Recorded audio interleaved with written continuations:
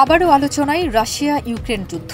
এই যুদ্ধ নিয়ে চাঞ্চল্যকর মন্তব্য করেছেন যুক্তরাষ্ট্রের প্রেসিডেন্ট ডোনাল্ড ট্রাম্প। তার দাবি, ইউক্রেনের প্রায় ৭৮% জমি এখন রাশিয়ার দখলে, তাই যুদ্ধ চালিয়ে কোনো লাভ নেই। যেমন আছে তেমন রেখেই শান্তি আলোচনায় যেতে হবে বলে মনে করেন তিনি। এলএমই সার্টিফাইড বিশ্বসেরা কপারে তৈরি ওয়ালটন কেবলস, যা আপনার স্থাপনাকে রাখবে সব সময় নিরাপদ।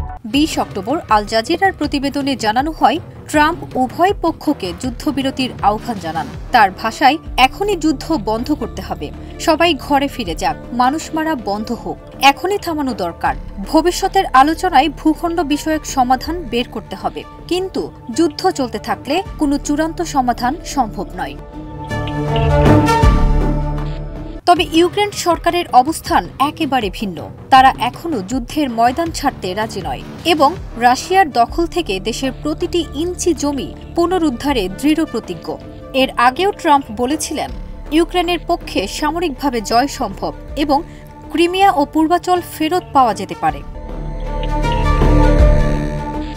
এদিকে ইউক্রেনের প্রেসিডেন্ট ভলাদিমির জেলেনস্কি হোয়াইট হাউসে ট্রাম্পের সঙ্গে বৈঠক শেষে জানান, যদি বৈঠকটি এমন হয় যেখানে আমরা ৩ জন সাক্ষাৎ করতে পারি, শাটল কূটনীতির ক্ষেত্রে যেমনটা হয়, এবং সেই ক্ষেত্রে যদি আমাকে আমন্ত্রণ জানানো হয়, তাহলে সে পদ্ধতিতেই বৈঠক হোক, তাতে রাজি থাকব।